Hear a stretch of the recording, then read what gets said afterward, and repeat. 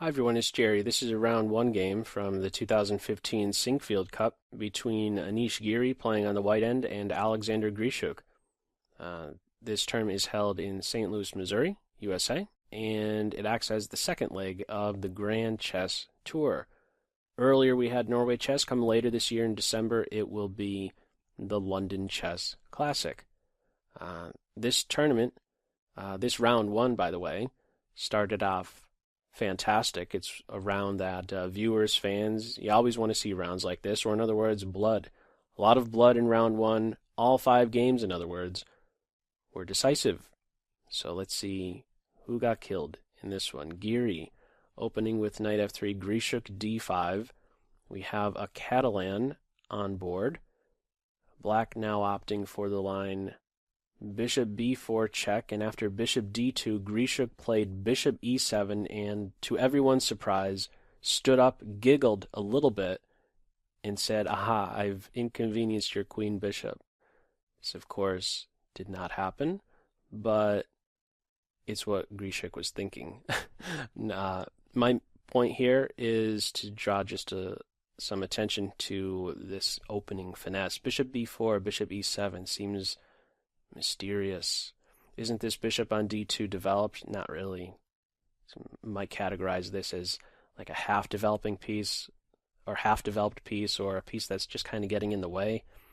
He would much rather still be on his home square, so moves like b3, bishop b2 can be played. He could still get on the diagonal, but it's not as safe on c3. Maybe in some cases, white wants to have the queen seeing d4 directly. Just giving you a rough idea, drawing some attention to these opening finesses, bishop b4, bishop e7. Let's get some more moves in. Both sides now castled. What will black do to complete queenside development? Okay, we're seeing this, b6 and bishop a6. So clearly things are heating up on c4. How to address the pressure here? Would you take? In the game it was b3. If you take on this square, how might you describe such a move? When I see this move here, I think of the word inconsistent. Why? After your queen plays to c2, are you really, as white, so welcome to having the c-file completely opened so that black can gain a valuable tempo against your queen with rook c8 at some point? You shouldn't be welcome to that. White is not welcome to having the c-file opened up so easily. b3, simply reinforcing c4. Rook c8. You can be sure this rook is not playing here to simply babysit the c6 pawn. There's some potential energy here. Black is prepping a c5 advance, striking at the white center, looking to peel open the c-file, looking to grab a valuable tempo and attack against the white queen. How to react? Knight c3. Moving forward with development, completing development, at the same time obstructing the queen's view of c4, adding pressure to d5. Many things can be said about this move. It's giving up a pawn, and this is the main struggle that we have in the game. Clearly white saw this. White is investing the pawn in exchange for what exactly? What has changed? Pawns may capture, something changes, files change, majorities quite possibly change. In this game, a majority changes. White has a central majority, a 2-to-1 majority in the center, one that is put to immediate use. e4, very energetic reply, grabbing some space, ideal pawn center. A lot of squares are controlled. This is the trade-off. Pawn plus for black, space advantage / very nice pawn center for team white. More freedom of movement for team white. This is not the only move. Excuse me, not that arrow. This is not the only move. White can take, and after the recapture, go for this line knight d2, knowing that bishop here is not a good option. e4 traps the bishop. And, well, not such a happy position here. Let me not phrase it like that. There aren't so many options here for this bishop, is there? Bishop b5, there are moves like this right away, maybe. Or suppose the bishop goes to a6, then there is also queen to a4, and maybe white is getting that pawn back.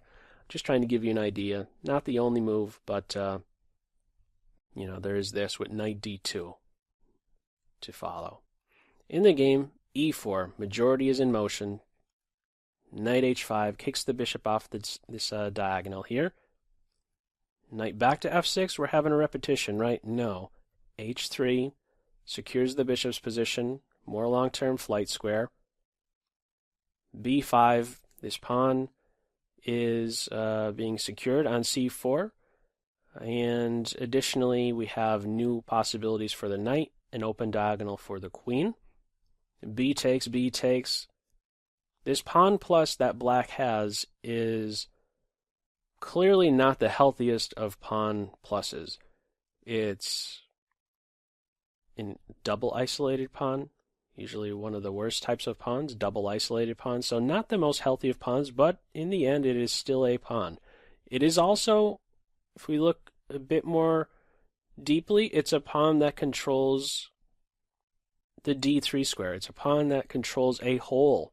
The d3 square is a hole in the white position. No white pawns around to control that square. I'm drawing your attention to this because while it may seem like it is weak, it can turn out to be a very useful pawn plus if it can be connected with a piece. Can a piece, let's say, make use of a square that this pawn controls? Can, let's say, a knight get to that d3 square? Can a rook, can a queen, can some piece get there? It can be quite useful to coordinate the black pieces like that, if they can make use of that square. This pawn will, of course, give that knight a problem, but just trying to draw your attention to some of the positives that this pawn can bring to the position. Okay, open files occupied, the queen is out, bishop d2, and her position is brought into question with bishop d2. Black reacts, moving forward into now the white position. And next we have a move that is in no way flashy, but it's a move that captured my attention. I reviewed all 5 games prior to selecting this one. From round 1, I reviewed all 5 games, and this next move, this next idea, plan, it captured my attention, in part because of, one, how quickly it was played, and looking a bit more deeply into, looking further down into the game. I liked certain decisions that were made. And this next move, before I reveal it, again, it's nothing flashy, but this is this is clearly a middle game position. These are difficult moments in a chess game. These can certainly be difficult moments in a chess game. Middle game planning. What should you be looking to do? What would be productive? What would be helpful? Is there a way to try and improve the position of your pieces? How would you approach this if you had the white pieces? If I had the white pieces here, I'm not so sure I would come up with the plan that white came up with here. This is not implying that it's something highly sophisticated and that I'm not able to grasp. In fact, as soon as you see this next move, you might be able to then recognize, oh, this is what white is coming up with. If you'd like to, go ahead, pause the video, see what you would come up with here. This is a middle game planning type of position. What would you do as Team White in this position? Okay, as mentioned, it's not a flashy move. Rook to e1. On top of this move here, what I found interesting was the time. If we notice on the right-hand side, it gives us an estimate how much time was spent on each move. Clearly a great time advantage here for white. Pretty typical when playing against Grischuk. He usually invests quite a bit of time here. When he plays, he invests a lot of time. But the speed at which this move was played, rook to e1, I found that pretty interesting. What's the idea behind it? What's the plan here? The plan is to draw into question the queen's position on a3. There's clearly this idea of doing some type of let's say, a perpetual against the queen, and a little back and forth, but No, it's going to be the rook who challenges the queen in the white position. Now, if you didn't come up with this idea of challenging the queen, how could you maybe have done that? Might be an interesting question. I mean, when one of your opponent's pieces is in your position, you should probably do something about it. Get it out of your position, because if another one could somehow work its way into your position, then all of a sudden maybe there's interesting combinations that are available to your opponent, and bad things can maybe happen to you. So it's good to address pieces that are in your position as soon as possible. Just as it would be, let's say, if you're in a pin. Usually, if you're in a pin, you try to resolve that as soon as possible. Well, maybe thinking about games where, well, my opponent has one of their pieces in my position, I'm going to do something about it. This is what Giri is looking to do. Rook e1, rook e3, preparing knight moves to challenge the queen on a3. A queen who is lacking squares.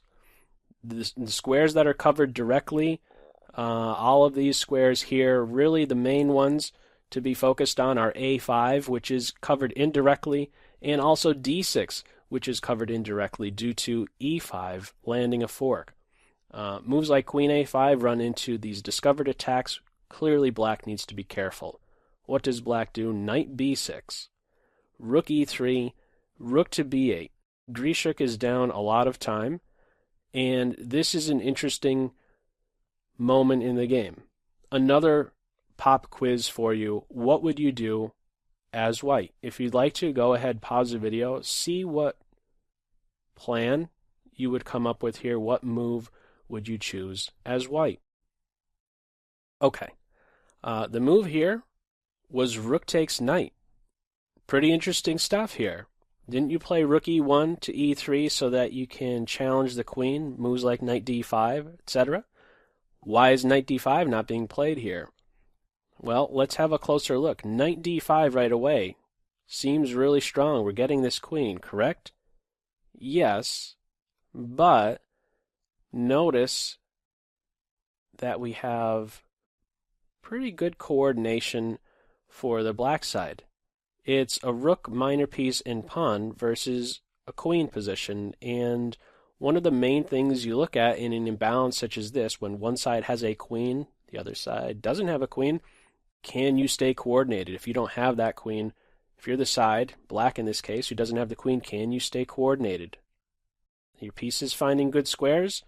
Black has pretty good coordination here. Maybe not so clear as to how to proceed here on the white side, how to improve further. Okay, this idea, this move here of capturing the knight is another one that grabbed my attention. I had already mentioned rook to e1 grabbing my attention. This is a moment here where there are interesting options for white, and choosing the one that will, in white's estimation, be best, being able to assess certain positions several moves deep, is interesting. Going for this exchange sacrifice and now following up with what move exactly? Knight a4, hitting the queen in this way. I should also mention this knight d5 move. What is this doing? It's straightening out, right? I mentioned these double isolated pawns. It's helping black's structure out a little bit, isn't it? Okay, so he's going for this instead. Exchange sacrifice, and then knight to a4. Queen is hit. How to meet this threat? Well, rook to b1. You don't take the rook because it allows queen takes knight. Black is in fact the side who stands better here. Not by much. There's something better. King h2.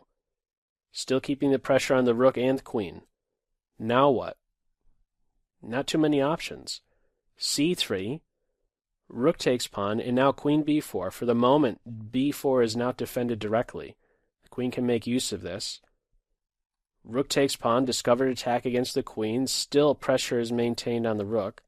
The queen is restricted quite a bit here. Queen b5.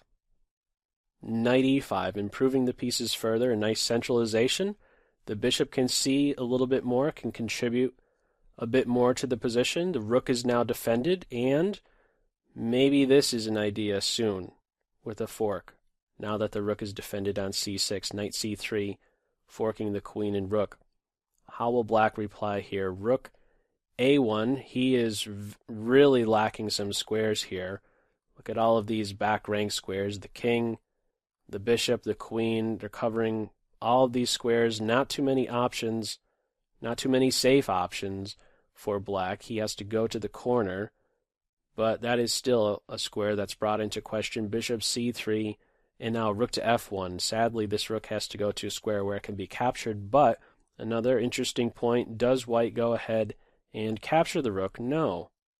Interesting approaches here. How many would just go ahead and grab that material? Bishop takes rook. Not such a good option here. This is a very valuable bishop, a light square bishop. A light squared bishop who was fianchettoed. Now these squares here are a bit vulnerable. E4 is maybe going to be taken out at some point. The light squares are vulnerable in the white position. Not so fast to take this rook. Instead, knight to b2. Interesting options here for white. Interesting ideas being shown by Giri. Looking to kick the queen away from defending the rook. What's played next is queen b7, and now we have yet another exchange sacrifice. Rook takes bishop, queen takes, and knight c4. Still not capturing the rook directly, instead doing something to the defender of the rook, interfering with the queen's coordination of the rook on f1. Knight takes e4. Unfortunately, it's desperation mode for Team Black. Not many options what to do with the rook. There are no safe squares, unfortunately. So Black is trying to stir up some trouble with knight takes e4. We just take the knight. This rook is not going anywhere. h7 is all of a sudden hit. White is shifting his idea to, you know what? I don't have to go hunt down this rook. I've been doing that for the past several moves, doing something about getting the rook, but I could focus my attention on the king. Rook to b8. Bishop takes h7. I mean, what else might there be here for black? It's tough to suggest something. If you're going to defend against h7 by way of f5, bishop d3, and he's won. Rook takes pawn, queen here. 3 minor pieces for the rook is too much. Rook b8, bishop takes, king here, queen e2, looking to take the rook, and there's also one other silent but deadly move in mind for white, namely queen h5, and this is the one that makes black cave. This is the one that makes black resign. There's absolutely nothing to do about the pressure. All of a sudden, ton of attention, of course, for so many moves was on that rook. Now all of a sudden, this knight on e5 and the queen are converging on f7, and there's just not a successful defense here. Computers pointing out rook to h1, that's typical computer chess. If the king tries to run, well, look at how all the white pieces start to now swarm into the black position. Queen e8 check, king running here, bishop e4 check. My goodness. All 4 minor pieces and the queen. Tough day for Team Black. I really found this game interesting. Again, starting with that rook to e1 move, the idea of kicking the piece out of your position. Right here. Where was it? Right here. This idea of rook e1, rook e3. This middle game plan to dislodge the one piece that's in your position. And these ensuing moves, the different options, how many might have wanted to leap right in, go into d5 and hunt that queen down. The different choices, I think these were very, very good choices made by white. Very good technique that was used here. Grabbing the exchange, going forward with knight a4 instead. I believe this was this not another opportunity for knight here? No, not in this case. C takes d. It's now clearly black who's in the driver's seat with a line like this. Yeah, it has it as about a pawn and a half advantage, but this earlier moment before taking the knight, this idea of knight d5 now, straightening out the structure. Yes, you're getting the queen, but Black has that coordination. Good decisions by Team White in this one. And where might there have been an improvement for Black? It's right around this point here. This decision to play knight b6, maybe better would have been rook to b8. And after rook to e3, there's queen a5. This is another interesting point. After the move e5, this knight cannot play to d5. If the knight plays to d5, we can take. The queen is hit, and if the queen is recapturing, there's another knight move with a discovered attack against the queen with knight g5. First taking, and now playing knight to g5. Dual threats here, queen and, let's just call it, the king. Mate in 2 threat, h7, queen h7, and then queen h8. So the short story here is that when e5 is played, this knight cannot make use of d5. He instead has to go back. We have this transition, the rooks being exchanged, the knight playing into e4, the queen having to go back, securing this g5 square from the knights, which would then converge on h7. Bishop f1, and then this pawn would be hunted down. This would be a better approach for Black, still White with the pull here, but in the game, what did we have? We had knight to b6. We got to see some interesting decisions then as a result. Exchange sacrifices, a couple instances of an exchange sacrifice, and good decisions overall. I've really liked the technique here in this game by Giri. And anyhow, feel free to, as usual, leave any comments in the comment section below to this video. I hope you enjoyed it. This tournament, again, got kicked off to a fantastic start. I hope you enjoyed it, and we'll see what happens in the rest of the tournament. As usual, I hope you got something out of this video. Take care.